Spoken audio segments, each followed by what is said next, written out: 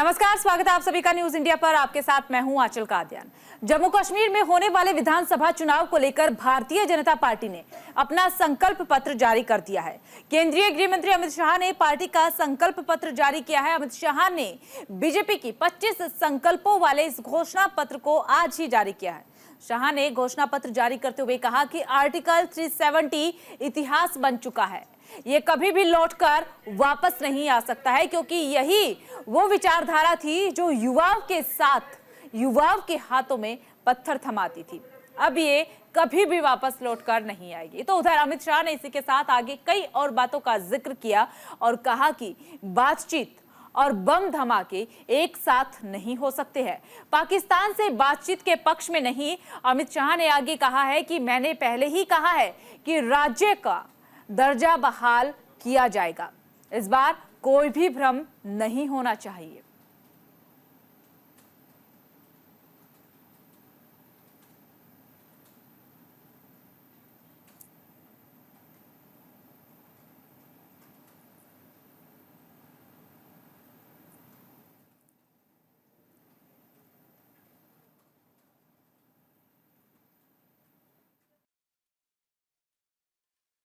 Agenda मैंने पढ़ा है और एनसी के एजेंडे को कांग्रेस का मौन समर्थन भी मैंने देखा है, मगर मैं आज आप सभी पत्रकार भाइयों के माध्यम से पूरे देश को स्पष्ट कर देना चाहता हूं, धारा 370 इतिहास बन चुकी है, वो कभी लौटकर नहीं आने सकती, हम आने भी नहीं, क्योंकि धारा 370 ही वो कड़ी थी जो कश्मीर के अंदर युवाओं को हाथ में हथियार और पत्थर पकड़ाती थी। अलगाववाद की विचारधारा ही युवाओं को विकास की जगह आतंकवाद के रास्ते पर शिफ्ट करती थी। और आज मोदी जी के नेतृत्व में ढेर सारे काम हुए हैं।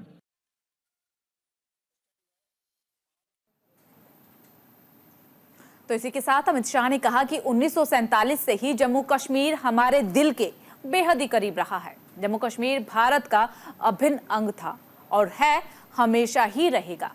शाह ने कांग्रेस और नेशनल कॉन्फ्रेंस पर हमला बोलते हुए भी कई बातों का जिक्र किया है। उन्होंने कहा कि कुछ दल राजनीतिक तुष्टीकरण में लगे रहते हैं। शाह ने कहा है कि हमारी सरकार ने केंद्र से 10 सालों में जम्मू के लिए बेहद सारे काम किए हैं। इन 10 सालों का इतिहास स्वर्ण अक्षरों से लिखा जाएगा।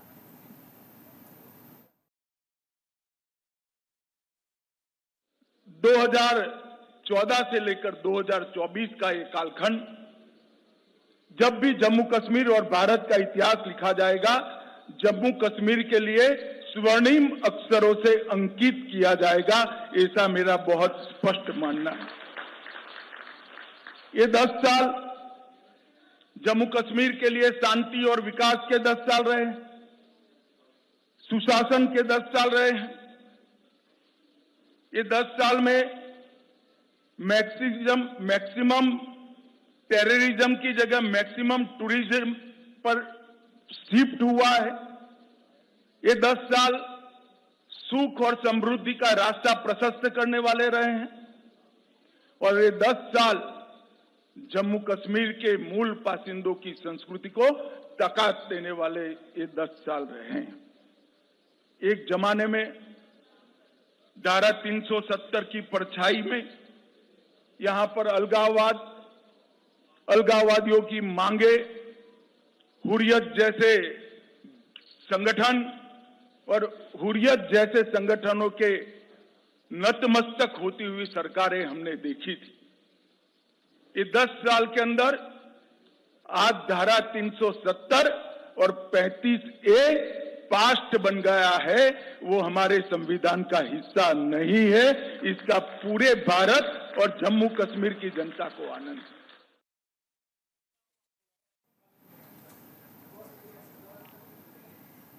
इतना ही नहीं, बल्कि अमित शाह ने कांग्रेस पर भी निशाना साधा और कांग्रेस पर निशाना साधते हुए जम्मू कश्मीर के लोगों से कहा कि ऐसी पार्टियों से सतर्क रहने की आप सभी को जरूरत है। राज्य में अलगाववाद और पत्थरबाजी का समर्थन करते हैं। शाह ने आगे कहा कि कांग्रेस जैसी पार्टियों का मूल सिद्धांत है कि कश्मीर के युवाओं के हाथों में पत्थर थमाकर विकास के रास्ते से अलग करना।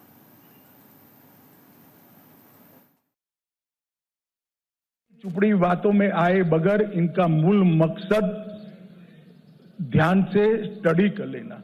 उनका मूल मकसद है जो नेशनल कॉन्फ्रेंस का एजेंडा है वो, और राहुल गांधी जी और कांग्रेस पार्टी ने वो एजेंडा को अपनी मौन सम्मति दी है।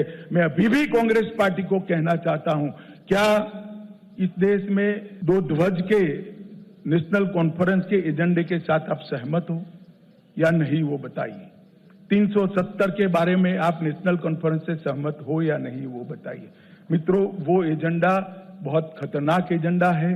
वो फिर से घाटी में और जम्मू में भय का राज प्रस्थापित करना चाहते हैं। आतंकवाद के माध्यम से भय कर 3 पीढ़ी तक शासन किया है। और मैं आज सबको बिना निसंकोच बताना चाहता हूं मित्रों कि मैं यहां घाटी में भी कई बार आया हूं, जम्मू में भी कई बार आया हूं। अब जो टेररिज्म के साथ है, जम्मू कश्मीर इनके साथ नहीं रहेगा। यहां की आवाम ने तय किया है कि हमें टेररिज्म नहीं चाहिए, हमें विकास चाहिए, हमें शिक्षा चाहिए, हमें स्वास्थ्य चाहिए, हमें रोजगार चाहिए। वो केवल और केवल भारतीय जनता पार्टी दे सकती है, नरेंद्र मोदी जी दे सकते हैं और कोई नहीं दे सकता। तो उधर गृह मंत्री अमित शाह ने घोषणा पत्र जारी करते हुए कहा कि जो पार्टियां जम्मू को अलगाववाद के रास्ते पर धकेलने की साजिशों में जुटी हुई है, उनके मंसूबों हम कभी भी खरा नहीं उतरने देंगे, पूरा नहीं होने देंगे। साथ ही अमित शाह ने इस बात का भी जिक्र किया है कि जम्मू कश्मीर देश का अभिन्न अंग है।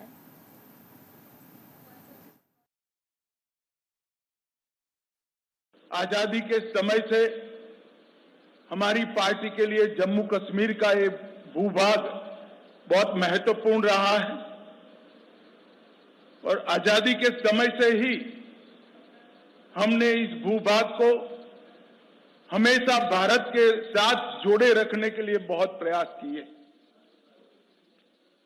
पंडित प्रेमनाथ डोगरा के आंदोलन से लेकर श्यामा प्रसाद मुखर्जी की शहादत तक ये पूरा संघर्ष पहले भारतीय जनसंघ और फिर भारतीय जनता पार्टी ने आगे बढ़ाया, क्योंकि हमारी पार्टी मानती है कि जम्मू कश्मीर हमेशा से भारत का हिस्सा है और रहेगा, इसमें कभी कोई संशय नहीं रहा। मगर कई साल हो गए, 2014 तक जम्मू कश्मीर पर हमेशा अलगाववाद की परछाई रही, आतंकवाद की परछाई रही। अलग अलग स्टेट और non state actor Jammu Kashmir को अस्थिर करते रहे और सभी सरकारों ने एक प्रकार से एपीसमेंट की पॉलिसी से जम्मू कश्मीर को डील किया। तो उधर बीजेपी ने किसानों को, युवाओं को कुछ ना कुछ देने का वायदा अपने घोषणा पत्र में किया है।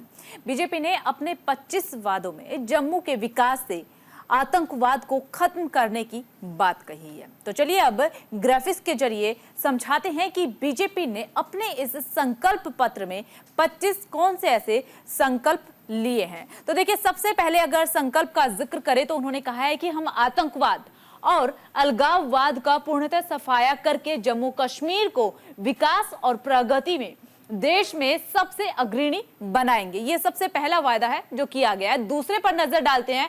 जम्मू और कश्मीर में महिलाओं के नेतृत्व में विकास को आगे बढ़ाने के लिए महिलाओं की वित्तीय सुरक्षा व आत्मनिर्भरता को बढ़ाया जाएगा। ये दूसरा संकल्प है जो घोषणा पत्र में किया गया है। तीसरे संकल्प का अगर जिक्र करें तो उसमें कहा गया है कि पंडित प्रेमनाथ डोगरा रोजगार योजना के माध्यम से हम जम्मू और कश्मीर में 5 लाख रोजगार के अवसर पैदा करेंगे। ये एक और घोषणा पत्र में अपना जिक्र जो है आज गृह मंत्री अमित शाह ने जब घोषणा पत्र जारी किया उसमें यह संकल्प था। चौथे का अगर जिक्र करें तो प्रगति शिक्षा योजना के तहत यातायात संबंधी भत्ते के रूप में प्रति वर्ष 3,000 प्रदान करेंगे। ये फोर्थ संकल्प है जो कि आज घोषणा पत्र में जारी किया गया है। पांचवें पर नजर डालते हैं। जम्मू और कश्मीर के युवाओं को JKPSC और UPSC जैसी प्रतियोगिताएं परीक्षाओं की तैयारियों में सक्षम बनाया जाएगा। इसके लिए भी अहम कदम जो है वो उठाए जाएंगे। ये 5वां संकल्प है जिसका जिक्र घोषणा पत्र में किया गया है। छठे पर नजर डाल लेते हैं। हम दूर दराज के क्षेत्रों में उच्चतर माध्यमिक कक्षाओं में पढ़ने वाले छात्र छात्राओं को टैबलेट, लैपटॉप प्रदान करेंगे, जिससे कि उनको शिक्षा के क्षेत्र में काफी ज्यादा फायदा होगा, अपनी स्टडी में फायदा होगा। 7वें पर नजर डालते हैं। जम्मू कश्मीर में अर्थव्यवस्था को बढ़ावा देंगे, साथ ही साथ विकसित करेंगे। अर्थव्यवस्था का जिक्र भी संकल्प पत्र में किया है, यानी कि कुल मिलाकर के हर एक क्षेत्र पर नजर डाली गई है। ये 7वां संकल्प है जो घोषणा पत्र में किया गया है। 8वें को देख लेते हैं। 8वें में कहा गया है कि मौजूदा व्यवसाय और छोटे मोटे व्यापारी जो है उनके समर्थन देने के लिए काम किया जाएगा, ताकि व्यापारियों को समर्थन मिले। जो छोटे व्यापारी है वो अपने बिजनेस को बढ़ा सके, मौजूदा व्यवसाय जो है उसमें भी स्थिरता आए और वो भी काफी ज्यादा मजबूत हो सके। हम अटल आवास योजना के माध्यम से भूमिहीन लाभार्थियों के लिए 5 मरला जमीन का मुफ्त आवंटन सुनिश्चित करेंगे। ये 9वां संकल्प है जो आज बीजेपी के घोषणा पत्र में जारी किया गया। 10वें पर नजर डालें तो 10वें में साफ तौर पर यह कहा गया है कि हम जम्मू कश्मीर में उपयोगिताओं और अन्य सार्वजनिक सेवाओं से संबंधित समस्याओं का समाधान करेंगे। जो भी समस्याएं है उनका समाधान करने के लिए कई कदम उठाए जाएंगे और उनका हल जरूर निकाला जाएगा। 11वें पर अगर नजर डालें तो जो 11वां संकल्प है वो ये है कि वृद्धावस्था, विधवा और विकलांगता पेंशन को 1000 से 3 गुना कर दिया जाएगा, यानी कि 3000 रुपये कर दिया जाएगा, बढ़ा दिया जाएगा। सभी के लिए सस्ती स्वास्थ्य सेवाएं सुनिश्चित करने के लिए आयुष्मान भारत सेहत योजना के रुपये 5 लाख कवरेज के अतिरिक्त 2 लाख प्रदान करेंगे। 12वां संकल्प ये था। 13वें पर नजर डालें तो यह है कि मौजूदा और आगामी सरकारी मेडिकल कॉलेज के माध्यम से 1000 नई सीटें जोड़ेंगे। तो इससे भी कहीं ना कहीं फायदा जो है वो जम्मू कश्मीर को होगा। आखिरी जो है वो ये है कि पीएम किसान सम्मान निधि के तहत 10,000 प्रदान किए जाएंगे ताकि किसानों को फायदा हो, जिसमें कि मौजूदा 6,000 के साथ अतिरिक्त 4,000 रुपए शामिल होंगे। तो 10,000 प्रदान जो है वो पीएम किसान सम्मान निधि के साथ किए जाएंगे। और 15वां जो संकल्प है वो ये है कि हम कृषि गतिविधियों के लिए बिजली की दरों को 50% तक कम करेंगे। तो यहाँ पर जो कृषि गतिविधियां उसमें बिजली की फीसद भी कम करने की बात कही गई है। हम सरकारी कर्मचारियों के लिए सुधार लागू करेंगे। सरकारी कर्मचारियों के लिए जो भी कुछ कमियां रहती है उनमें सुधार किया जाएगा, इसका भी जिक्र अपने संकल्प में किया गया है। इसके साथ ही अगर अगले पर नजर डालें तो उसमें अग्निवीर योजना का जिक्र किया है। कहा गया है कि अग्निवीरों को सरकारी नौकरियों में देने के लिए 20% का कोटा भी देंगे। तो अग्निवीरों को लेकर के हमने ये भी देखा कि देश भर में किस तरीके से बवाल मचा है, उसका जिक्र भी यहाँ पर किया है। 18वें पर अगर नजर डालें तो इसमें कहा गया है कि हम एडहोक संविदा दैनिक वेतन भोगी कर्मचारियों की समस्याओं का समाधान करेंगे। हर वर्ग को साधने की कोशिश जो है वो की गई है। अगला संकल्प है कि हम 10,000 किलोमीटर नई ग्रामीण सड़कों का निर्माण करेंगे। हर सुरंग तेज पहल योजना के तहत कनेक्टिविटी बेहतर की जाएगी, उन कनेक्टिविटियों को भी बेहतर करने का काम किया जाएगा। अगला संकल्प है कि हम शहरी संपर्क में सुधार और गतिशीलता बढ़ाने के लिए जम्मू और श्रीनगर में मेट्रो सेवाएं जल्द ही शुरू करेंगे, जिससे कि कनेक्टिविटी बढ़े। इसके साथ ही जो अगला संकल्प है वो ये है, अगला संकल्प भी आपको बताते हैं। ऋषि कश्यप तीर्थ पुनरुद्धार अभियान के अंतर्गत हिंदू मंदिरों और धार्मिक स्थलों का पुनर्निर्माण करेंगे। तो ये 21वां संकल्प है। 22वां, जम्मू कश्मीर में अवैध रोहिंग्या और बांग्लादेशी बस्तियों से निपटने के लिए सख्त अभियान चलाए जाएंगे। तो ये 22वां संकल्प है जिसका जिक्र आज गृह मंत्री अमित शाह ने किया है। 23वें संकल्प पर अगर नजर डालें तो 23वां संकल्प है कि कश्मीरी पंडित समुदाय की सुरक्षित वापसी, इसी के साथ पुनर्वास में तेजी लाने के लिए टीका लाल टपलू विस्थापित समाज पुनर्वास योजना शुरू करेंगे। तो टीका लाल टपलू विस्थापित योजना का जिक्र यहाँ पर किया गया है। 24वां संकल्प है कि हम एक श्वेत पत्र प्रकाशित करेंगे और आतंकवाद के सभी पीड़ितों के लिए जवाबदेही सुनिश्चित की जाएगी। तो यह 24वां संकल्प है। अब 25वें पर नजर डाले हैं जिसमें कहा गया है कि पिछले वर्षों के विपरीत स्वतंत्र और निष्पक्ष जनगणना करेंगे। तो जनगणना का भी जिक्र यहाँ पर किया गया है। वैसे तो अगर जनगणना का जिक्र देखें तो बिहार में ज्यादातर उठता है, लेकिन अब जम्मू कश्मीर में विधानसभा चुनाव होने वाले हैं तो उसमें भी इस बात का जिक्र जो है वो भारतीय जनता पार्टी की तरफ से किया गया है। इसी के साथ अब आपको बता दें कि नेशनल कॉन्फ्रेंस ने जम्मू कश्मीर में अपना घोषणा पत्र जारी किया है। ये हमने जो घोषणाएं, जो संकल्प आपको बताए, ये थे बीजेपी के, लेकिन नेशनल कॉन्फ्रेंस जो है वो भी अपना घोषणा पत्र जारी कर चुकी है। इस दौरान उन्होंने विधानसभा चुनाव को लेकर के कई सारी घोषणाएं की है। बता दें कि घोषणा पत्र पार्टी के उपाध्यक्ष उमर अब्दुल्ला ने एक प्रेस वार्ता के दौरान घोषणा पत्र समिति के सदस्यों समेत वरिष्ठ नेताओं की मौजूदगी में जारी किया है। जम्मू कश्मीर की 90 विधानसभा सीटों पर चुनाव की घोषणा की जा चुकी है। चुनाव आयोग के अनुसार जम्मू कश्मीर में 3 चरणों के तहत मतदान होना है और फिर 8 अक्टूबर को रिजल्ट आने हैं।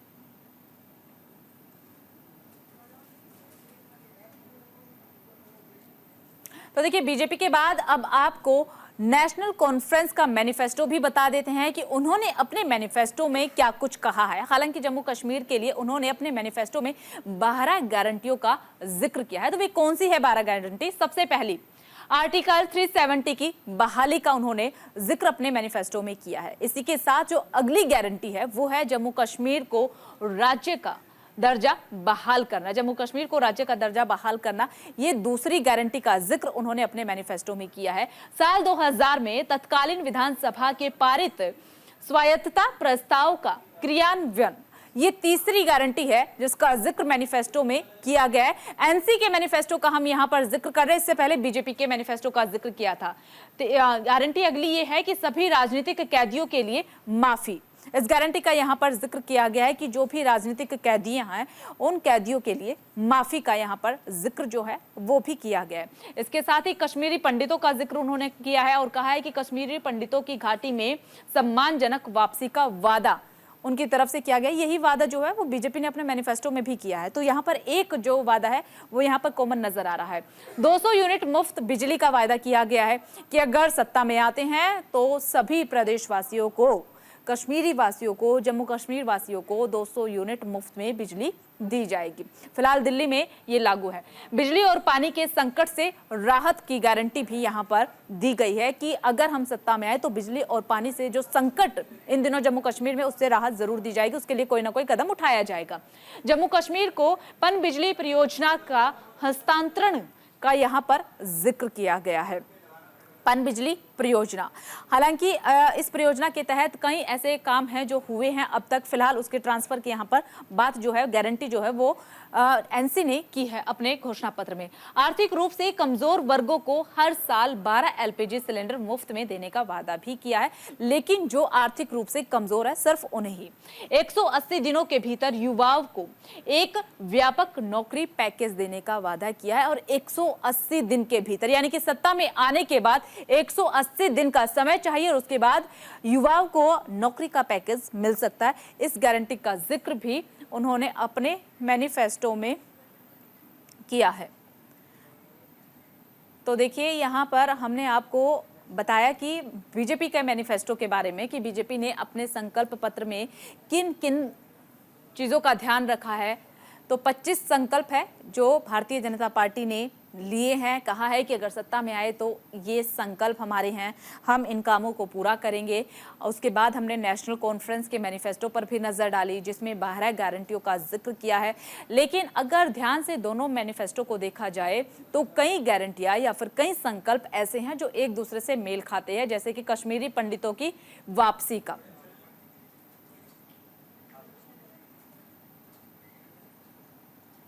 फिलहाल इस बुलेटिन में सिर्फ इतना ही। बाकी तमाम बड़ी खबरों के लिए बने रहिए न्यूज़ इंडिया के साथ।